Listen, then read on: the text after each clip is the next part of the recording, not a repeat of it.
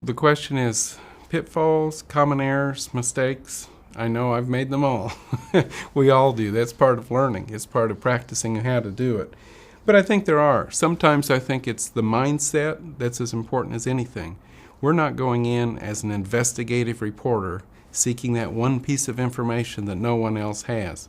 We're there to form a trusted relationship with the interviewee, and if we've got a gotcha attitude, or if we're pushing too hard at some confidential information, that's not going to foster the development of that trusted relationship. People will perhaps focus on more trivial things about what university teams somebody likes or where their kids play soccer.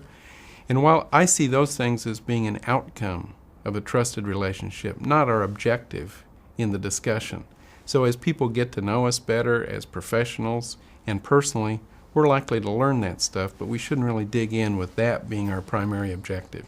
This isn't about selling our services, and we do a lot of that, and we have to do a lot of that. But in this instance, it is truly about discovering value, and thinking in terms of selling can sometimes get in the way of listening.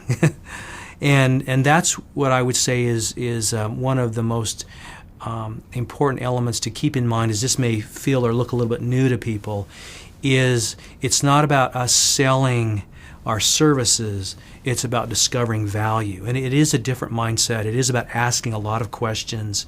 It is thinking about value. And not to say that through this process we don't provide value, we don't look at solutions, we do.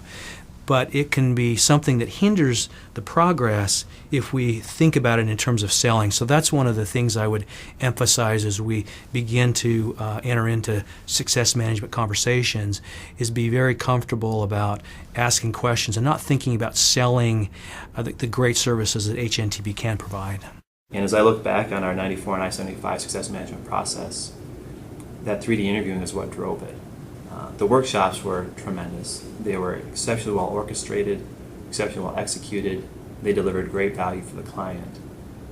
What would have been nearly 6 months prior to that, there was a tremendous amount of work that went in to spending time with clients, going through that 3DI interviewing process, listening, meeting with other clients, parts of the organization, triangulating, going back, vetting, confirming that we understood where their keys were, what their key concerns and areas of focus were.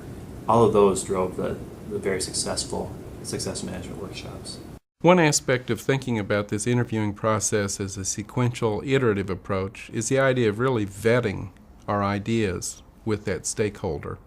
We don't just want to listen, take some notes, go come up with a brilliant bridge design, and show them a rendering at the interview.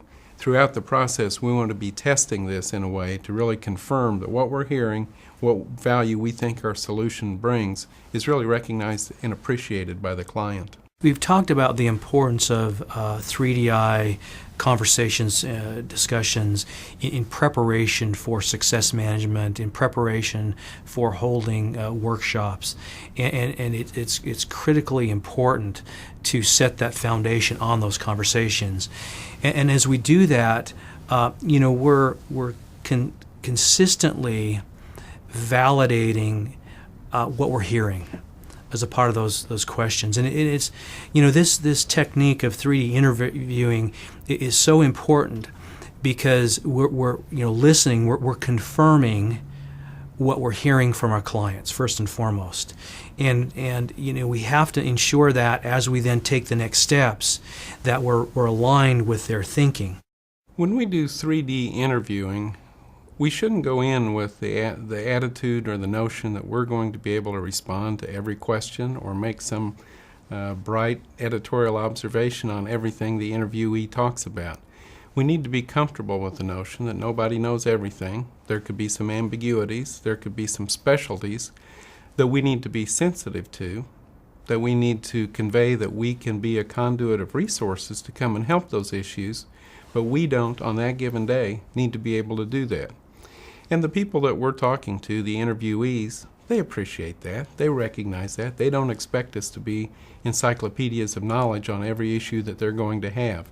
What they do expect is for us to care, for us to listen, and for us to make a commitment to them that we are going to bring value to what their issues are. The important thing to understand is your client, in building that relationship, knows you don't have all the answers. So the worst thing you can do, we even talk about it in an interview, never guess. Be who you are, and that's your opportunity to bring in the resources of HNTB to say, I heard what you've had to say. I really have some great ideas and some people who can help with that, and I'd like to look at an opportunity to come back and talk to you about those sorts of things. But it's important to be who you are, stay within yourself. You're going to build confidence in going to your strengths and letting your client know these are the things that I can bring to you and that personal value. These are things that I can bring from a firm-wide value. I think we do hear things that we don't anticipate sometimes, and our ability to do that effectively is a real active part of 3D interviewing.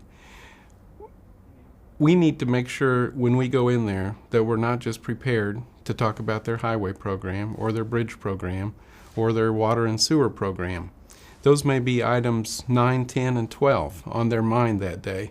And yet we can still, although we're an infrastructure firm, we can still provide value and help develop a trusted relationship if we're listening for those things that really are number 1, 2, and 3. We may or may not be able to provide as direct a response to what those issues are, but we can develop that relationship more if we can put that in the context of their real top issues. I think an example of this where I've seen this come before is mistaking the 3DI for bringing our own values, thoughts, and ideas to that interview and really leading our client to the answer that we want to get from them. And I've seen it happen many times in places where, and the client, again, they trust us. Well, if that's what you think, Doug, I'm with you. But at the end of the day, have I really gone through that diagnostic? Am I leading the client along? And what's happened in some of those occasions is that later there's ramifications from that where something goes terribly wrong in a relationship because we have not listened to what the client really wanted. We have a problem, and there's a greater level of frustration. So we've got to be very careful that we're not bringing our beliefs and our value system to them, that we're listening and hearing what's important and driving that to their success. My exposure to understanding client needs was fantastic. That was one of my first exposures to that process of 3D interviewing and the power of really allowing the client to control the conversation, to share information, to share their thoughts, of capturing those key phrases and going back and re-engaging them on those key areas that they identify, triangulating, summarizing, and really trying to pull out from them what they value, what they're thinking about, what's keeping them up at night. I really believe that what's so intimidating is getting off script. And when I'm off script, what am I going to do? What if something's talked about I can't answer? And what you'll find very quickly is through that 3DI, open-ended questions, getting your client to talk more than you're talking, it will go very well and you'll be very comfortable with that interview.